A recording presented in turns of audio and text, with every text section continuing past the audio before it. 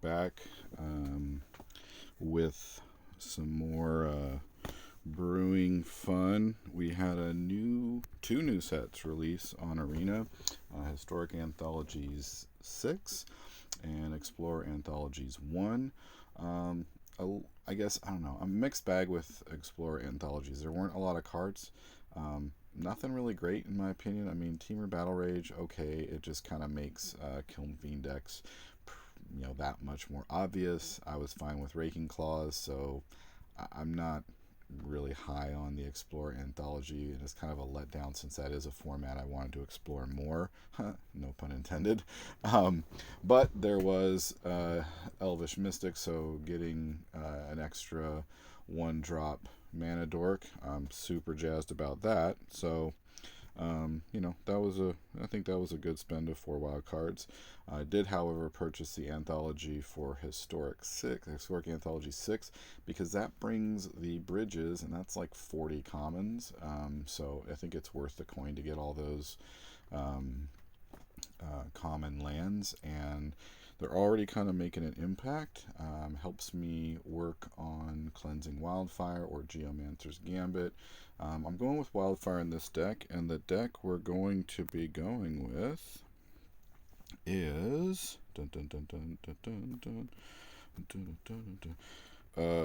Historic Pauper Squirrel Shooter. Now, this was originally my first build of Storm in Historic Pauper. It was based off a deck from Bryant Cook, who has the Epic Storm channel. If you have not checked it out, you should. If you're wanting to know all things Storm, he's the man. He recently won a pretty big tournament with the Storm deck. Wasn't Pauper, but he does do Pauper Storm, and he was playing a version on MTGO Pauper, so I guess vintage, legacy Pauper, whatever you want to call it, not quite historic Pauper. And it was really cool. It was based on pingers with like Kessig Firebringer and Firebrand Archer, so using a lot of spells to just chip away and ping them to death. And since some of the things had been banned, like Squirrel, Chatterstorm had been banned, you couldn't really do that. So I brought that over to my version for Historic Pauper Storm. I don't think it's really kind of the typical build that you see. Most people are just looking to squirrel out. But I liked the little ping aspect of it because it did some incidental damage. I didn't have to get as big of a storm count to really go off with the squirrels. I could use them defensively. It's pretty flexible. I liked it. I think I streamed a few games, or not streamed, just recorded a few games with it. But I really wanted to go into more of the pinger approach. And the bridges open it up a little bit more. It's not a lot, but adding in the blue, I think, really helps this. There's some good synergies, I think, that were already existing. So what we did is we brought in the new bridges to help fix her mana. Can't go all in on them because you're playing, 3 colors now. If you want to, cut it back to just 2 colors or whatever, I mean, that's fine. But I don't want to go too deep on 3 colors. It's just a really small splash, really just to get me the Electromancer to help reduce those bigger spells a little bit further and get all those instant costs down. Big score, jury's still out on that one, but definitely sees the spoils, and this is really going to build off the backs of Galvanic Relay Storm. Could probably put the 4th copy in there and find something else to run, maybe a Geomancer's Gambit, pop off the big score. But this has been working pretty well. But you got your main combo here with really cheap stuff. You've got the Firebrand Archer, Kessig Flame Breather.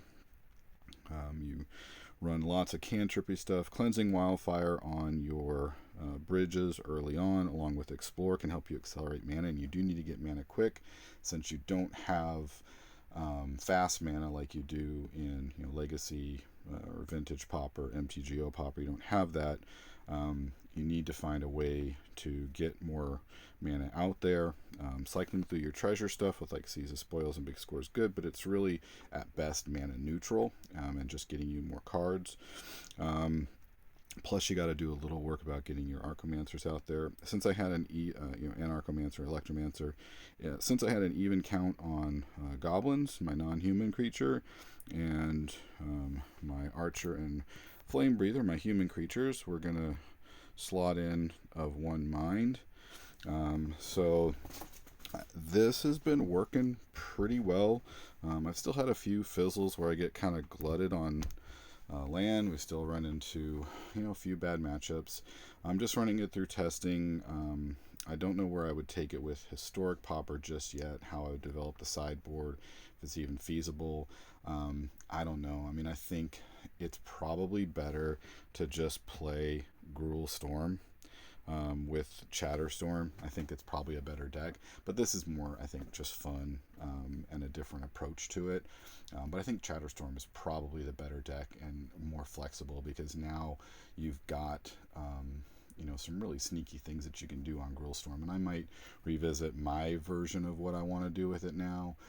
But now with things like Jewel Thief in the mix, you can play a little bit more aggressive, more creature based. So you're kind of like a mid-range creature-based deck, and you can just all of a sudden vomit out a bunch of 2/2s or even 3/3s if you get two first day of classes out. Make your Jewel Thief all of a sudden a 5/5 hasted trampler with vigilance, and gives you a treasure token. You can really go off pretty quick. So we got some things here. This isn't the best opening, but it's decent, so we'll keep it, and we'll see how it pans out over the first few turns. But yeah, so here we are. We're running in. This is just regular historic general play. I'm not doing anything major here. We're gonna explore. Cool. We'll put that out. Good. So got a few things to reduce some stuff. Alright, so we're going against an aggro deck. We got to be quick about this here. So we'll get this down. I don't think I need the Firebrand just yet, and it's more important to get our Cleansing Wildfire on our bridge. So we'll try and... what do we got here? We've got blue, red, and green. Let's go with more red. You mostly want to get red. You don't need a lot of it. I'm probably got enough green to work with, so we're fine. Ideally, I want to get my other Anarchomancer. They've got vigilance. This could be tough. Okay, cool. They're just going to go right into that. Cool. So let's do our first archer. Let's see if we can't get another pinger. Or, here we go. There's one. Cool. Let's play that out. I love how Deep Adventure Awaits digs. Got red, blue, green. Let's give ourselves a second blue. We don't need to attack.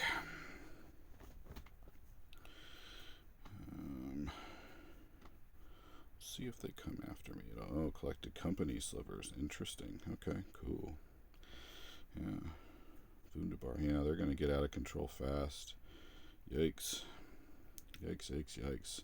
Well, we're going to have to go for it here. So let's go Adventure Awaits first.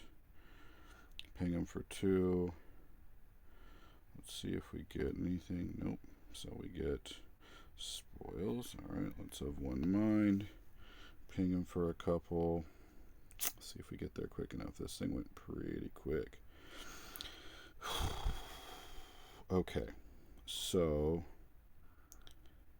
the question becomes, can I survive at least one attack? And if the answer is yes, the answer is to play an Anarchomancer, because I want to reduce the cost of our other spells a little bit further. So I'm going to play this out. I'm going to seize the spoils, pitch the wildfire. Hopefully we get something nice. Okay, we got a token. I think Reckless Impulse is the right play here. Build that storm count up. Perfect. We're gonna play this out. We're going to explore. Auto pay. Cool. Some more. And then let's galvanic relay. So we did a ton of damage. Now we just need to see what we have in our hand. Hopefully we survive. So we can let the one Mancer die. The only thing about this is the clock goes super fast. Alright, so we'll play that out. Don't need the extra blue. And they're gonna wait, what does this one do? Whenever this creature deals damage, player damage to a target player is dealt damage, it deals that much damage to target player or okay. So no attacks. If we can survive this attack, I'm going to have to do some math, but if we can survive the attack, we're sitting pretty. I don't need the Mancers at all, because I've got enough cheap spells, I believe. They got double strike. Oh, farts. That wasn't what we want to see. Oh boy. Well, the only hope that we have is to do... Wait. Whenever a creature is dealt damage, it deals that much damage to target player. Okay. Well, yeah, I think they're gonna kill me off here. I don't think I can survive this. So 1, 2.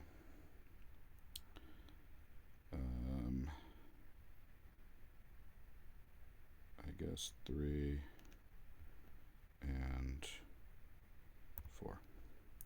All right, here we go. I die. I'm pretty sure. I don't know. It's math. It's too hard to figure out. Cool.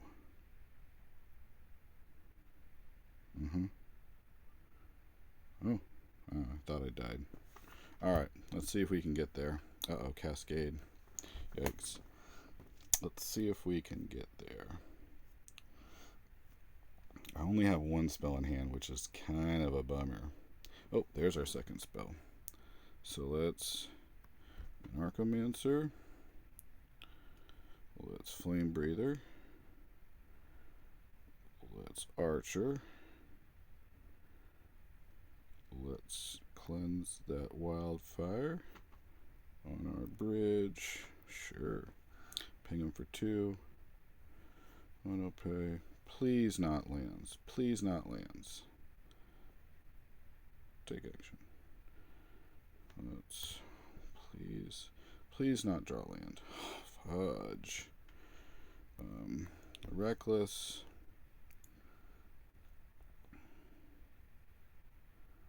Come on. Oh, perfect. Let's seize the spoils. Pitch that. Any spell. Any spell will be fine. I think. No, I need a 1-mana spell. Oh, farts. Fart. Oh, no, wait. We're okay. We're okay. We play that. We seize our spoils. We got there. Nailed it. Whew. Oh, wait, no, I can't, because I can't... Oh, yeah, I can. Discard that. Woohoo. Oh, man. Whew, we got there. Oh, my goodness. So, Temur Storm versus Collected Company Slivers.